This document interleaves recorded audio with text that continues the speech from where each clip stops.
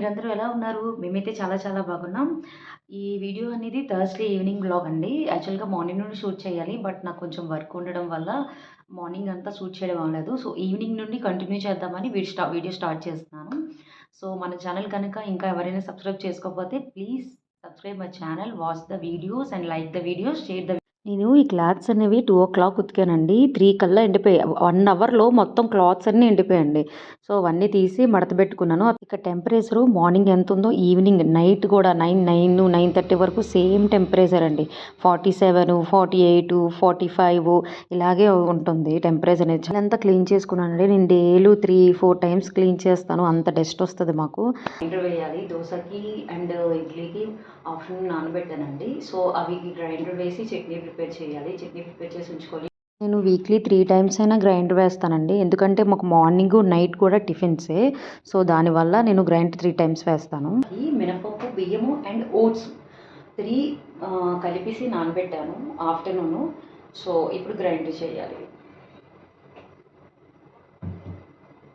నార్మల్‌గా oats, milk అలాగంటే తినరు. సో, అందు గురించనే నేను మాక్సిమం దోసల్లో గానీ ఇలాంటి వాటిల్లో వేసేస్తుంటాను. గ్రైండర్ వేస్తున్నానా ఇక మా బాబు లేచిపోయాడు. వీళ్ళు లేసేలోగా కంప్లీట్ చేద్దాం అనుకున్నాను. బట్ అవ్వలేదు. 5 అయింది కదండి. సార్ గారు 5 అంటే 5 ఎగ్జాక్ట్‌గా 5:00 లేచిపోతారు. Say hi. చూసారా ఎలా కూర్చున్నాడో? పిస్తా కావాలంట. నేను వంటగదిలో పని చేసినంత వరకు ఇక్కడే ఉంటాడు. అందు గురించనే నేను మాక్సిమం వాడు పడుకున్నప్పుడు కానీ ఇలాంటప్పుడే నేను ఏ వర్క్ ఉన్నా కిచెన్లో ఏ వర్క్ ఉన్నా అది కంప్లీట్ చేసుకుంటాను. సిడా అడిగాడు కదండి. ఆ వద్దని మళ్ళీ మకానా అడిగాడు. సో, మళ్ళీ మకానా వేసిచ్చి హాల్లో టీవీ వేసి కూర్చోబెట్టాను. లేదంటే అక్కడ స్వెట్టింగ్ వచ్చేస్తుందండి కిచెన్లో అస్సలు ఉండలేకపోతుంది. సో, ఇదైతే దోస రుబ్బండి. ఇది ఇడ్లీ రుబ్బు. ఇప్పుడుకి ఎంత అయితే కావాలో అది తీసుకొని ఉంచుకున్నాను నేను. రిమైనింగ్ అంతా ఫ్రిడ్జ్‌లో పెట్టేస్తాను. నాకు పని అయిపోయిన వెంటనే క్లీన్ చేసుకోవడం ఇష్టం అండి. లేదంటే అవి స్టాక్ ఉంచుకొని అన్నీ ఒకేసారి క్లీన్ చేసుకోవడం నాకు నచ్చదు. సో, వెంటనే నేను క్లీన్ చేసేసుకుంటాను ఏవైనా. క్లీన్ చేసుకున్న తర్వాత మా బాబుకి కొంచెంసేపు చదివిచ్చాను నేను.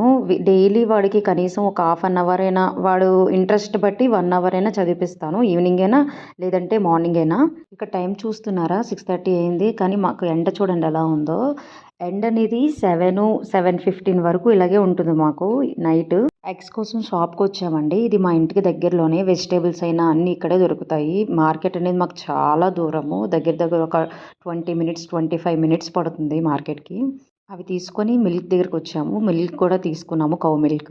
వచ్చి ఇడ్లీ పెట్టి బాబుకి ఇడ్లీ తినిపిస్తున్నాను. మాక్సిమం నేను వాడికి 6:30, 7 మాక్సిమం 7 లోపే వాడికి టిఫిన్ అనేది నేను తినిపించేస్తానండి నైట్. తర్వాత మా హస్బెండ్ వచ్చారు. మా హస్బెండ్ నుంచి నాకు ఇడ్లీ వద్దు. సో, కడాయట్లాగా వేసేయి అంటే కడాయట్ కాకుండా ఇంకా పెనం దోస వేసేసాను. టిఫిన్ చేసిన తర్వాత బాబుగాడికి మిల్క్ ఇచ్చామండి నైట్. మిల్క్ తాగేసి వాడు పడుకుని పోతాడు.